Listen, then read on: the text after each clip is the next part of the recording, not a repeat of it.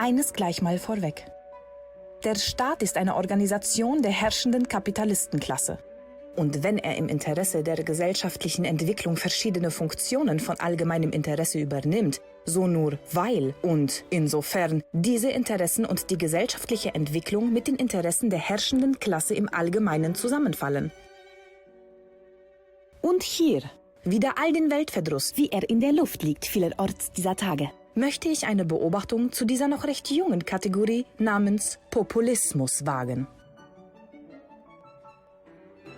Denn wenn die hippe Frida mit den Rastalocken nun neben den Reichsfahnen für den Frieden marschiert, während andererseits der Staat, eben verstanden als Instrument der bürgerlichen Klassenherrschaft, leichtfüßig eine Stellung von Vernunft, Rechtschaffenheit, Wissenschaft und so weiter beziehen kann, dann, zweifelsfrei, sind die Koordinaten des westlichen Werterahmens großmächtig verschoben.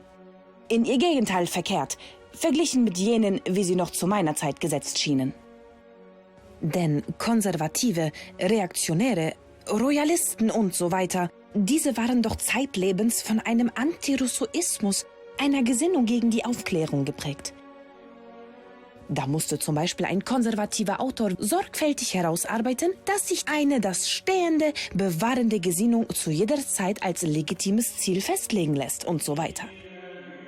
Doch im Zentrum der zeitgenössischen konservativen Doktrin ist nicht länger die Ablehnung der alten Maxime der Aufklärung, wonach nur Mut aufgebracht werden müsste, um sich der eigenen Vernunft zu bedienen. Nein, im Gegenteil. Frida mit den Rastalocken und die Reichsbürger teilen sich ein sich insofern ähnelndes Selbstverständnis, als dass beide Gruppierungen, bezeichnen wir sie der Einfachheit halber als bürgerlich-liberale und gleichsam bürgerlich-liberal-konservative, Neokonservative, im Mandat der Massen ihren gemeinsamen Nenner finden. Die Herrschaft der demokratischen 5000 wird jener der oligarchischen 400 vorgezogen. Die Mehrheit solle regieren. Ihr Vorzug steht a priori. Welche Massen das aber nun genau sein sollen, das ist wohlgemerkt eine ganz andere Frage. Es bleibt indessen festzuhalten, dass sich Frida mit den Rastalocken, wie auch die marschierende Reichsfahne neben ihr, auf eine Fantasie von einem stabilen Ding, dem damals zu beziehen scheinen. Man denke an die 70er, der Zeit der Ausweitung des Bildungsbereichs. Wer wird sie herbeiführen, die große Transformation? Ja, wir sind das Subjekt dieser geschichtlichen Entwicklung.